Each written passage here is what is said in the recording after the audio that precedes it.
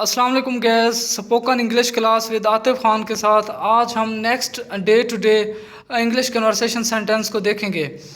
इन sentence को पढ़ने और समझने के बाद आपकी स्पोकन इंग्लिश में काफ़ी ज़्यादा इम्प्रूवमेंट फील होगी।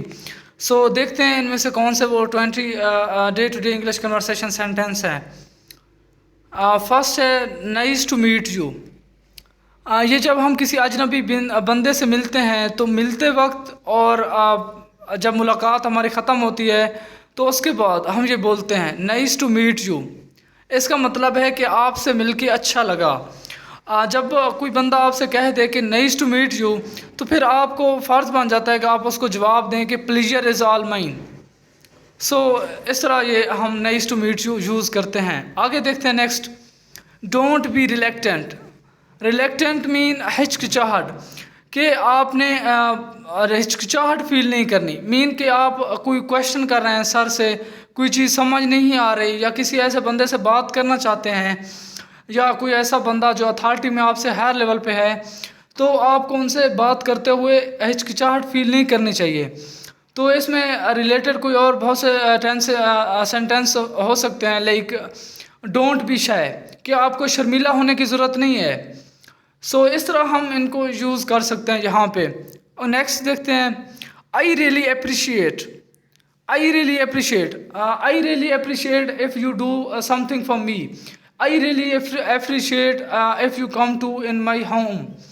सो इस तरह हम कह सकते हैं कि मैं आपको आपकी यकीनन आपको मशहूर होगा अगर आप मेरे घर आएंगे। तो मैं रियली आपको अप्रिशिएट करता हूँ अगर आप ये चीज़ करेंगे। या फिर हम यहाँ कह सकते हैं कि आपने कोई चीज़ बंदा कर लेता है तो हम यहाँ भी वहाँ भी ये कह सकते हैं कि आई रियली अप्रिशिएट, मैं इसको दिली तौर पे अप्रिशिएट करता हूँ कि आपने बहुत अच्छा काम किया। सो इस तरह हम यूज़ कर सकते हैं। नेक्स्ट देखते हैं, प्लीज़ डोंट बी फॉर्मल, कि तकलीफ़ करने की ज़रूरत नहीं।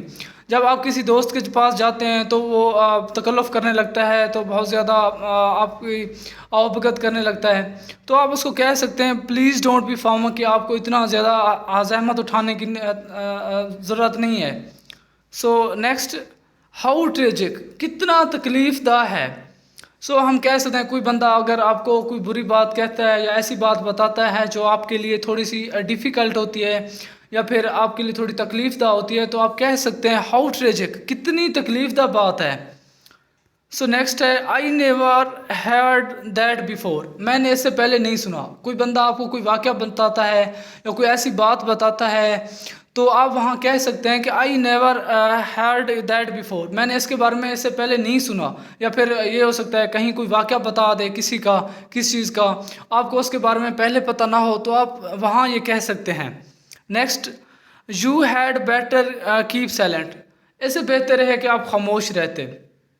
इसका मतलब यह है कि जहाँ पे कोई बंदा ज़्यादा बोल रहा हो तो आप उसको कह सकते हैं कि you had better keep silent, आपके लिए बेहतर है कि आप खामोश ही रहें।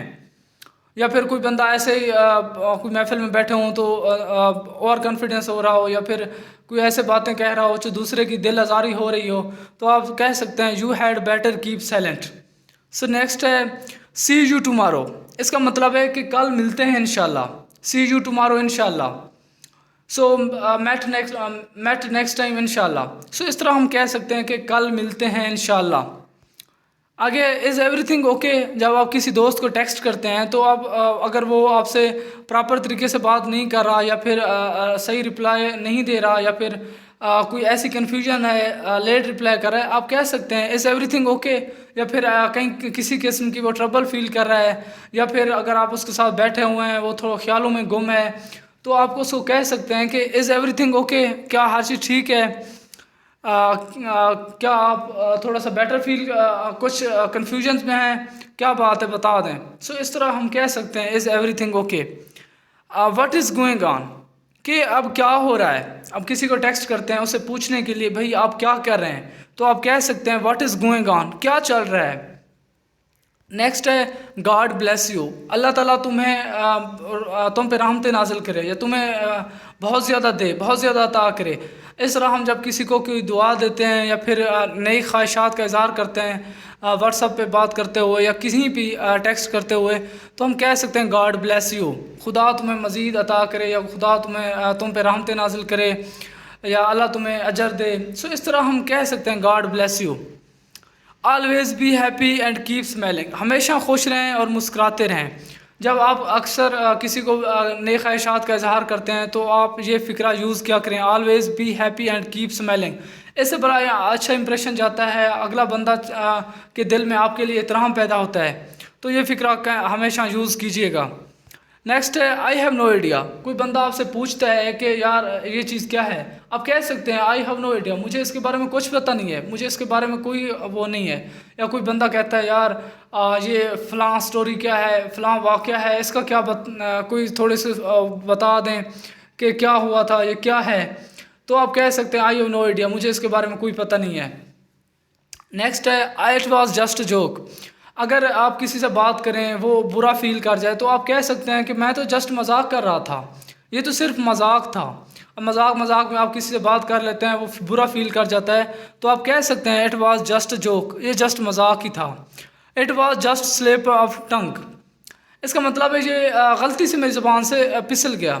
मीन कि आप कुछ और बोलना चाह रहे हों तो आपकी ज़ुबान से कुछ और निकल जाए, तो वहाँ आप ये कह सकते हैं it was just slip of tongue. अक्सर औक़ात हमारे साथ ये हो जाता है कि हम जो बोल रहे होते हैं तो कुछ बोलना कुछ जाता है, ज़बान से निकल कुछ जाता है, तो इस तरह उसके रद्द-ए-अमल में हम ये कह सकते हैं it was just slip of tongue. So next है हाउ वाज योर वीकेंड, कि तुम्हारा हफ्ता कैसा गुजरा। हफ्ते के सैटरडे और संडे को हम वीकेंड कहते हैं। तो अक्सर औक़ात इन दिनों में छुट्टी होती है, तो हम किसी दोस्त को कहते हैं कि आपने हफ़्ता और इतवार कैसे गुजारा, आपने हफ़्ता और इतवार कहाँ गुजारा। तो इस तरह हम उससे पूछने के लिए, हाल वाल करने के लिए ये कह सकते हैं। नेक्स्ट है what do you want to do, कि आप क्या करना चाहते हैं। मीन आप किसी को क्वेश्चन करते हैं कि आप लाइफ में क्या बनना चाहते हैं, या फिर कहते हैं कि ये चीज़ आपने की है, आपका नेक्स्ट स्टेप क्या है। सो इस तरह के सेंटेंस हम वहाँ यूज़ कर सकते हैं।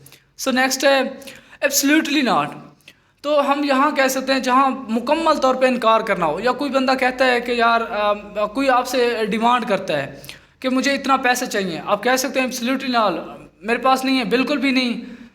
तो कोई बंदा मिसाल तौर पर मुझे याद है कि जब इमरान खान अमेरिकन टीवी को इंटरव्यू दे रहा था, तो उसमें वो कहता है कि हमें अगर अमेरिका को अड्डे देने पड़ जाए तो आप क्या करेंगे, तो इमरान खान कहता है एब्सोल्युटली नॉट, बिल्कुल भी नहीं, बिल्कुल भी नहीं मैं दूंगा।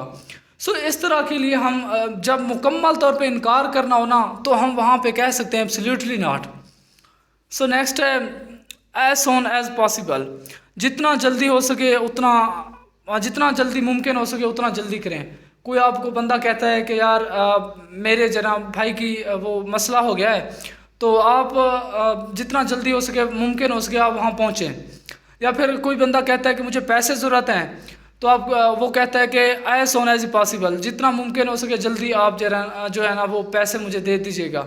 या फिर कोई काम करना होता है साथ में मिलके, या कहीं पहुंचना होता है, या कोई चीज़ करनी हो, तो आप कह सकते हैं कि एज सोन एज पॉसिबल, कि जितना जल्दी मुमकिन हो सके आप उतना जल्दी कीजिएगा। नेक्स्ट है आई am sorry I couldn't call you, मेरी माजरत है कि मैं आपको कॉल नहीं कर सका। आपको कोई दोस्त कॉल करता है, आप बिज़ी होते हैं, अटेंड नहीं कर सकते, तो आपको उसके जवाब में रिप्लाई करना चाहिए कि आई am sorry I couldn't call you, कि आपकी कॉल आई हुई थी, मैं आपको कॉल नहीं कर सका। या फिर क्या आपने एक दिन पहले किसी दोस्त को बता दिया कि मैं आज आपको कॉल करूंगा, लेकिन आपने कॉल नहीं की, तो फिर आप कह सकते हैं कि मेरी माजरत है, मैं कॉल नहीं कर सका, I am sorry I couldn't call you. So thank you guys, ये हमारे next 20 day to day conversation sentence थे। सो हमारी अगली नेक्स्ट वीडियो का इंतज़ार कीजिएगा, इंशाल्लाह जल्दी मिलते हैं। Thank you.